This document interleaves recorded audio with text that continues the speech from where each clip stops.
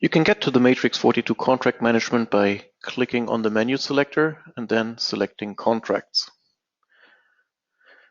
It starts with a dashboard view to the contracts, so you can also click on the different segments of the dashboard and then you get the corresponding contracts. There are two layers, actually three layers in contract management, starting with master contracts, where you have the general agreements with the companies, and below master contracts you usually have contracts, but contracts do not require a master contract, so they can also be created by themselves.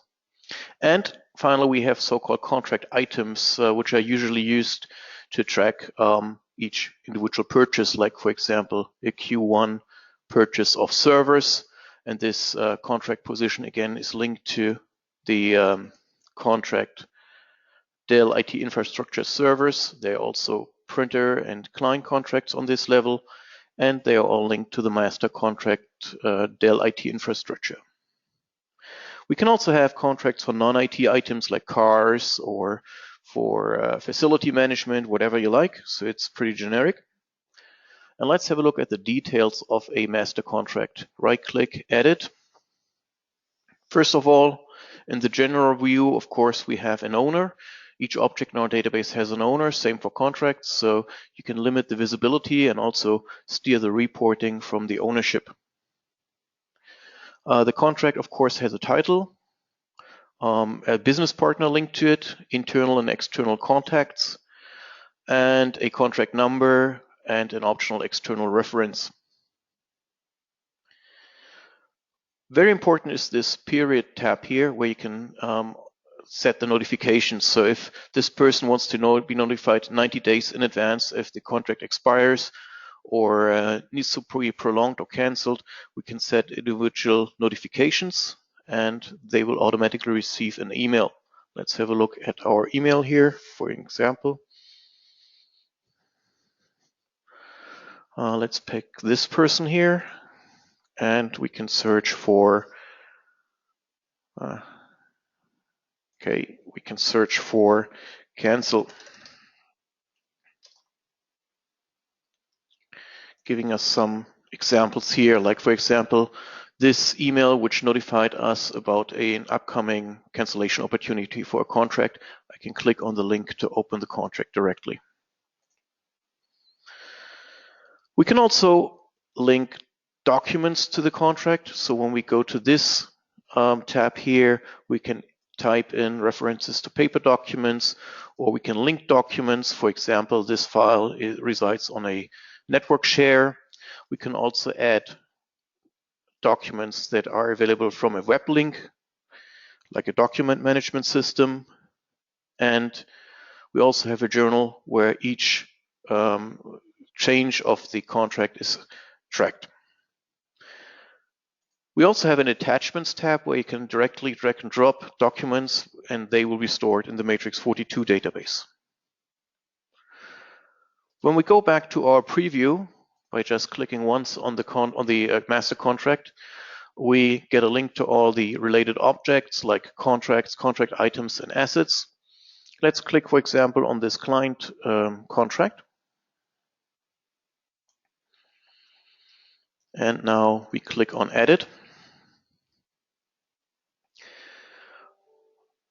By the way, we can also track individual contract volumes for each contract, so the estimated purchases. And we also have a procurement tab here where the person in charge of procurement can track how much money he saved for the company.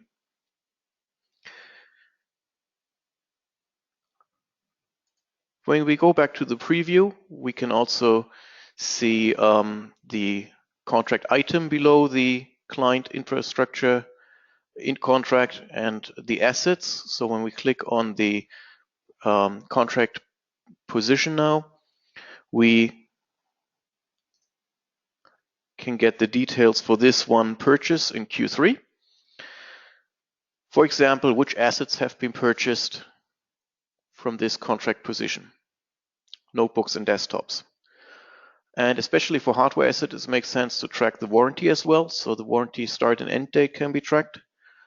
And we can also document the deliveries, invoices, etc. When we go to billing, the price that has been charged to the company can be tracked here, including tax rate if required. And this will also automatically be added to the cost. Cost is mainly for the internal view of the cost. So here we have a one-time booking to the cost center, but we can also have different cost projections with different cost plans. For example, we can have recurring bookings, daily, weekly, monthly, etc. for the cost. And finally, we have so-called bookings. That's when the cost has actually been paid. And we also have accounts here for debit and credit. And this data can also be automatically exported to any external systems for import there or to cross-charging, etc. We can also see the cost from the contract positions when we go to a contract item and click on, for example, this Vodafone contract. We can see how the actual and planned cost develop. So right now they have a 100% match, but it could also look different, like in this example here. So this is the planned cost, this is the actual cost, so a little deviating. And we can also have a top-down view. So when we go to the master contracts again and click on this Dell IT infrastructure contract, we have an option here called cost analysis, which displays a report for the cost planning and the actual cost for the years in the past.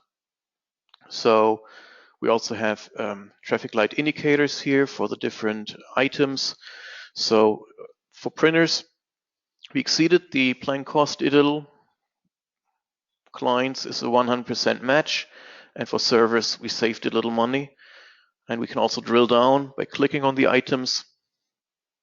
And then we can get more information on the other views. How do we create a new contract? We can simply use those actions up here to either create a standard master contract, a general master contract, or a special volume license agreement. Let's pick this option here. And the system comes with various templates for different software vendors for volume license programs. Let's pick this Acronis as an example. And the name will be Acronis Backup Software Licenses. Okay, we probably have a contract number. Business partner could be Acronis. We can also add contacts here, but yeah, this could be a good starting point. So it's done. And now I want to review this contract and I want to forward this task to somebody else. I can use the create task action here. You can create templates. So a contract check could look like this, automatically adding a description, what needs to be done, and also adding a service level. So it will be automatically escalated if it's not taken care of in time. And yeah, let's click on done. And the legal team will now automatically receive an email notification, and they have the task in the collaboration section below tasks. This is the one that has just been created, assigned to the legal role. And when they click on the link in their email, they will automatically be guided to this view where they can click on edit. And in the topics section, the contract is automatically linked so they can work on the contract, check the attachments, add any entries, notes here. And finally, they decide that this is switched from draft to legally reviewed, for example.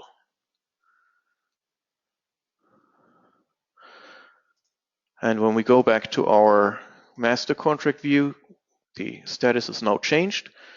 By the way, if I try to use the action here and I want to switch it from legally reviewed to approved, for example, or to signed, let's take signed, it will automatically tell me that there's still data missing. So I cannot switch it to signed right now. I need to add some essential data. And that's how we make sure that everything required is also documented in this contract.